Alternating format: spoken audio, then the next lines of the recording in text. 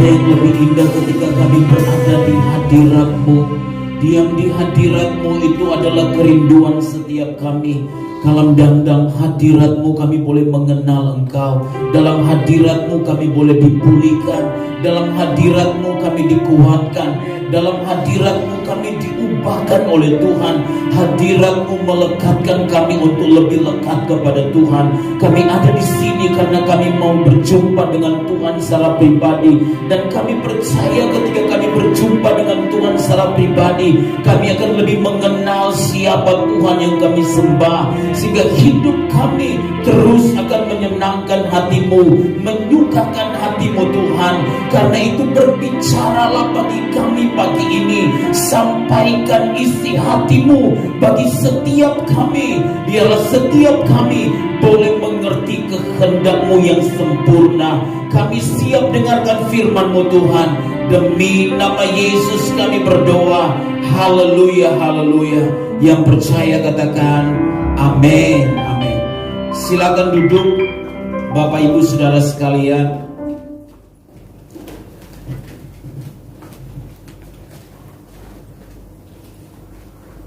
Shalom. Pagi ini kita akan melihat Alkitab kita dalam Filipi pasalnya yang ketiga.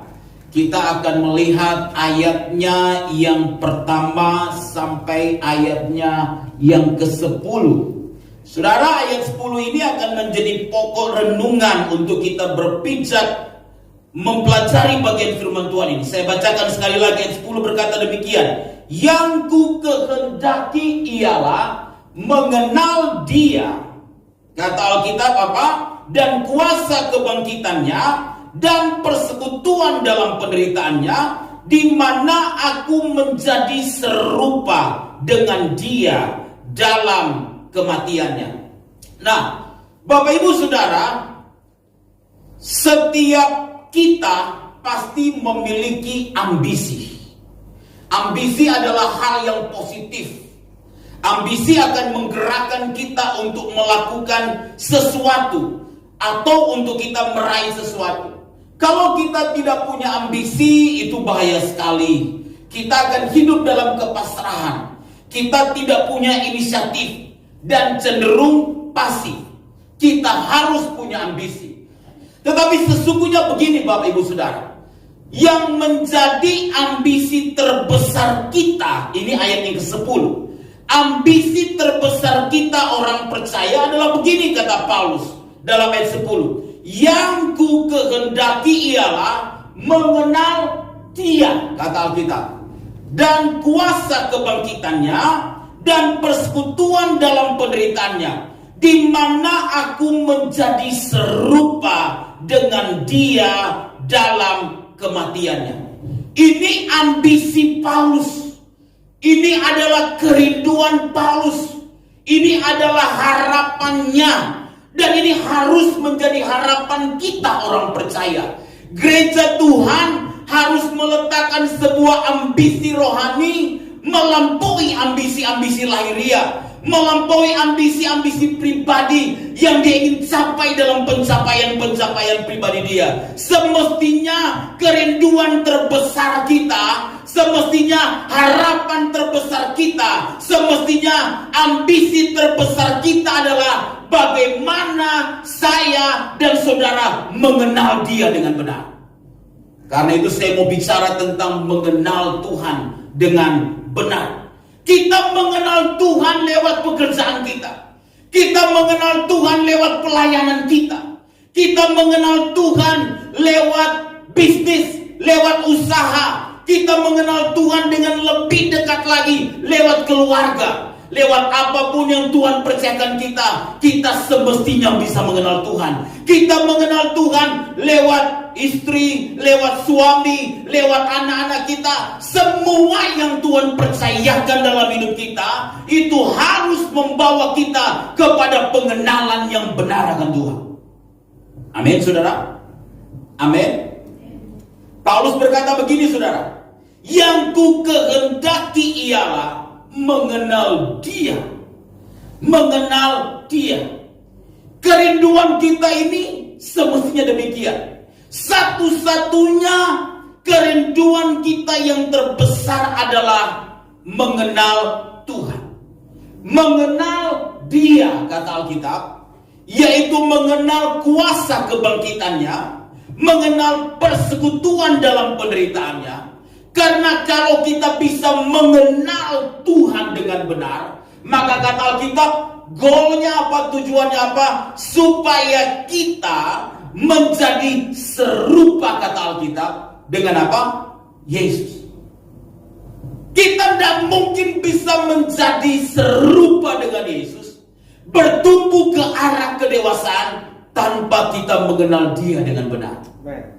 Kita tidak bisa menjadi orang-orang yang dewasa secara rohani tanpa kita mengenal Dia dengan benar. Persoalan kekristenan hari-hari ini adalah persoalan kekristenan kulit. Banyak orang ke gereja dan banyak orang berpikir telah mendengar firman, dengan rajin ke gereja maka dia bisa mengenal Tuhan dengan benar. Saudara tahu, kekristenan yang hanya kulit seperti ini berpotensi untuk dia meninggalkan Tuhan dalam hidupnya.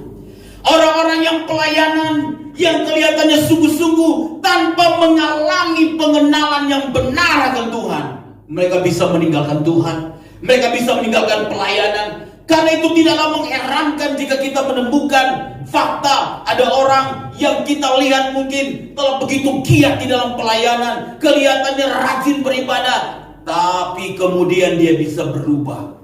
Namanya Maria, setelah menikah dulu guru sekolah minggu, sekarang berubah menjadi Maria binti Khadijah. Berubah, saudara. Dulu guru sekolah minggu, sekarang guru ngaji. Wah, berubah. Saudara tahu kenapa? Karena nggak mengenal Tuhan dengan benar. Jika kita tidak mengenal Tuhan dengan benar, maka ini berbahaya sekali. Kekristenan kita akan mudah undur dari Tuhan. Orang-orang yang nggak kenal Tuhan dengan benar, kecewa dikit, check out. Check out dari gereja, maksudnya keluar dari gereja. Ya, ada masalah sedikit. Wah, orang Prancis bilang, "Tas sontong kecili tapela basah." Itu orang Prancis. Ya, kira-kira begitu ya.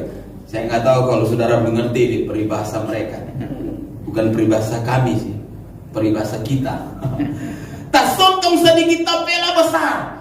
Orang-orang yang tidak mengenal Tuhan dengan benar mudah akan menjadi orang-orang yang tersinggung, mudah menjadi orang-orang yang merasa terpinggirkan karenanya sesuatu, dan akhirnya bisa undur dari Tuhan, bisa undur dari pelayanan. Saudara, kita harus mengenal Tuhan melebihi apapun, melebihi siapapun. Kita harus mengenal Tuhan melebihi ala-ala ria, melebihi pekerjaan, melebihi keluarga kita, melebihi orang-orang yang paling dekat dengan kita, melebihi pekerjaan, melebihi usaha kita. Pengenalan kita akan Tuhan yang dalam itu akan menentukan fondasi kekristenan kita, sehingga bangunan kekristenan kita yang dibangun dari pengenalan yang benar akan Tuhan tidak mudah akan goyah. Itu yang Tuhan beritahu kepada kita. Seumpama seorang yang membangun rumah di atas batu dan di atas pasir, sama-sama dengar firman, tetapi yang satu tidak melakukan, yang satu melakukan. Yang tidak melakukan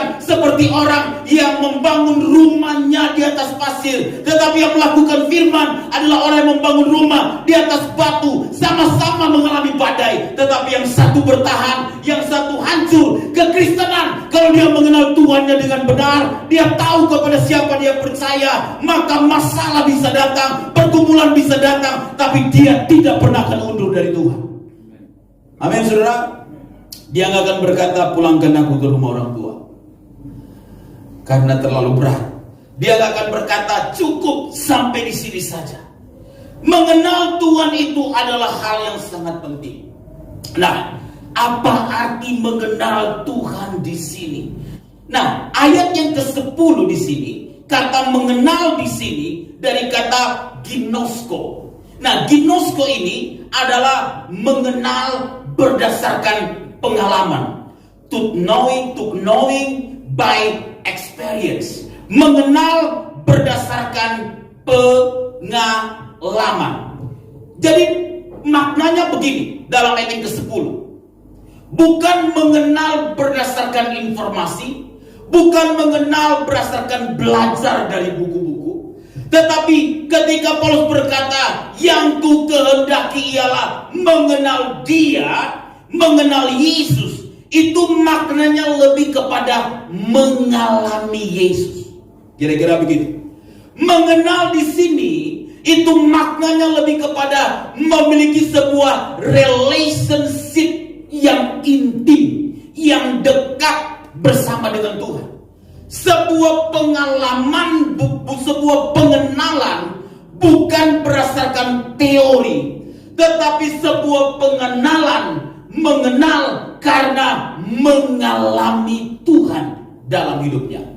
Itu artinya ginosko, mengenal. Jadi ketika Paulus berkata, yang ku kehendaki adalah mengenal Dia dan kuasa kebangkitannya dan persekutuan dalam penderitaannya, itu berarti Alkitab sedang berkata begini, mengenal Tuhan bukan karena ke gereja loh saudara. Mengenal Tuhan bukan karena kita pelayanan. Mengenal Tuhan bukan karena kita tiap hari buka Alkitab dan baca Alkitab dengan firman masuk telinga kiri, keluar telinga kanan. Apalagi pendeta khotbahnya kemana-mana, maka kita berada di hadirat Tuhan di tempat duduk kita masing-masing sambil melayang pikirannya kemana-mana. Mengenal Tuhan bukan sebuah rutinitas seperti itu, tetapi ketika Paulus berkata, yang ku kehendaki adalah mengenal Dia, Paulus sedang berkata begini, mengenal Tuhan berarti mengalami kehidupan bersama dengan Tuhan setiap hari.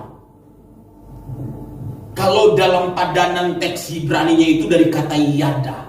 Yada itu menunjuk sebuah keintiman dari suami istri, sebuah kedekatan yang begitu intim. Kira-kira begitu. Itu artinya mengenal, ginosko. Persoalannya begini loh Bapak Ibu Saudara. Memang kekristenan itu berbeda loh dari agama-agama yang lain. Kekristenan kita itu adalah Yesus. Kekristenan kita adalah bagaimana kita mengikuti jejak-jejak Yesus. Bagaimana kita mengalami Yesus di dalam kehidupan kita semua. Dan kekristenan yang sejati bukanlah teori, tetapi kekristenan yang sejati itu adalah sebuah rangkaian perjalanan kita bersama dengan Tuhan setiap hari. Makanya bahaya kalau orang mengenal gnosis semata-mata, bukan ginosko. Mengenal hanya berdasarkan informasi, belajar sekolah teologi, menjadi teolog-teolog ahli Taurat di akhir zaman. Itu bahaya sekali. Hobinya berdebat, hobinya mendebat, ya, hobinya mencari kesalahan orang lain, tapi nggak ngalami bagaimana pengenalan akan Tuhan mengubah hidupnya, sehingga firman teori yang ada di dalam disiplin-disiplin ilmu teologi itu sekedar sebuah wawasan, pengetahuan, tapi tak bisa mengimplementasikan itu dalam kehidupan setiap hari. Itu bahaya sekali. Karena kalau kita mengenal Tuhan dengan benar, maka orang yang pada tahap ini mengalami ginosko, pengenalan akan Tuhan dengan benar, hidupnya berubah loh saudara. Amin. Amin. Dulu suka ngomongin orang, ya, sekarang berubah. Dia tetap ngomong, jadi jangan bilang orang yang sengit, berhenti dong ngomong-ngomong. Sekarang kan sudah dalam Tuhan, nggak, dia pasti ngomong. Karena kalau dia nggak ngomong stres, ya, karena memang sanguin. Tapi sekarang ngomong tentang kebaikan Tuhan. Amin saudara. Kalau dulu iri hati, kalau dulu mudah kecewa, kalau dulu wah mulutnya itu cabe-cabean, bukan cabe-cabean, rica-rica, cabean bahasa yang lain, bahasa Jakarta itu cabe-cabean, itu ada istilah yang lain. Mulutnya rica-rica, kira-kira begitu. Tapi setelah dia mengenal Tuhan dengan benar, mengalami Tuhan, mengalami kuasa kebangkitan Tuhan yang mengubah hidup dia, saudara-saudara, maka bicaranya itu adalah kata-kata berkat. Amin saudara. Kalau dulu kemudian bagi dia dunia segala-galanya, pergi pagi-pagi pulang petang-petang, walaupun pendapatan pas-pasan, dia terus kejar dunia ini. Sekarang setelah dia mengenal Tuhan, Yesus menjadi yang utama dalam hidup dia. Amin saudara. Karena kalau kita mengenal Tuhan dengan benar pada tahap yang seperti ini, maka kita itu akan diubah oleh Tuhan. Saudara, kekristenan yang sejati ketika Alkitab berkata bahwa persoalan hidup kekal itu juga adalah persoalan bagaimana kita mengenal Tuhan. Saudara lihat dalam Yohanes 17 ayat 3. Mari kita lihat Yohanes 17 ayat yang ketiga. Yohanes 17 ayat yang ketiga, Alkitab berkata kepada kita demikian. Inilah hidup yang kekal itu. Yaitu apa saudara? Bahwa mereka mengenal Engkau satu-satunya apa? Allah yang benar. Mengenal Engkau satu-satunya Allah yang benar, itu ginosko. Jadi hidup yang kekal itu adalah begini. Bukan karena KTP kita Kristen, bukan. Bukan karena kita terdaftar sebagai anggota dalam satu jemaat di gereja tertentu, bukan. Bukan karena kita rajin pelayanan, bukan. Tetapi hidup yang kekal itu adalah bagaimana kita mengenal Dia sebagai satu-satunya Allah yang benar, yaitu mengalami Tuhan, memiliki relationship dengan Tuhan, keintiman dengan Tuhan. Kenali siapa Tuhan kita, maka kekristenan kita akan kuat. Kenali dengan benar Dia Yesus Kristus Tuhan yang datang ke dunia, berinkarnasi dalam rupa manusia, hidup bagi kita, mati di kayu salib bagi kita, dikuburkan bagi kita, dibangkitkan bagi kita, naik ke sorga bagi saya dan saudara. Dan Dia berjanji akan datang kembali untuk menjemput kita, supaya di mana Dia berada, kita pun berada. Kita kenal siapa Tuhan kita yang begitu mengasihi kita, maka tidak mungkin kekristenan kita akan undur dari Dia. Amin saudara. Pengenalan kita akan Tuhan harusnya seperti itu. Persoalan kita adalah persoalan kekristenan teori hari-hari ini. Orang bicara Tuhan hebat, tapi juga tidak mengalami bagaimana Tuhan yang hebat, yang mengubah hidup dia, yang menuntun hidup dia. Nah karena itu Bapak Ibu Saudara dikasih oleh Tuhan, Alkitab mau menjelaskan kepada kita begini. Sesungguhnya yang menjadi harapan terbesar kita, ambisi terbesar kita, bukan karena kita ingin menjadi orang kaya, bukan karena kita ingin menjadi orang hebat, bukan karena kita ingin menjadi orang sukses, atau karena kita ingin menjadi orang yang terkenal, atau kalau boleh kita ya lebih cantik dari sebelumnya, lebih ganteng dari sebelumnya, oke lah, lebih baik dari sebelumnya. Sebenarnya hal-hal itu tidak salah, tetapi tujuan utama kekristenan kita mengenal Dia, mengenal Tuhan. Dan kalau kita mengenal Tuhan, itu akan membuat kita bertumbuh menjadi serupa dengan Dia. Amin. Kenapa banyak orang sulit bertumbuh dalam keserupaan dengan Yesus? Karena gak kenal Tuhan dengan benar. Gereja menjadi serupa dengan dunia. Banyak orang percaya menjadi serupa dengan dunia. Harusnya kita itu menjadi serupa dengan Yesus.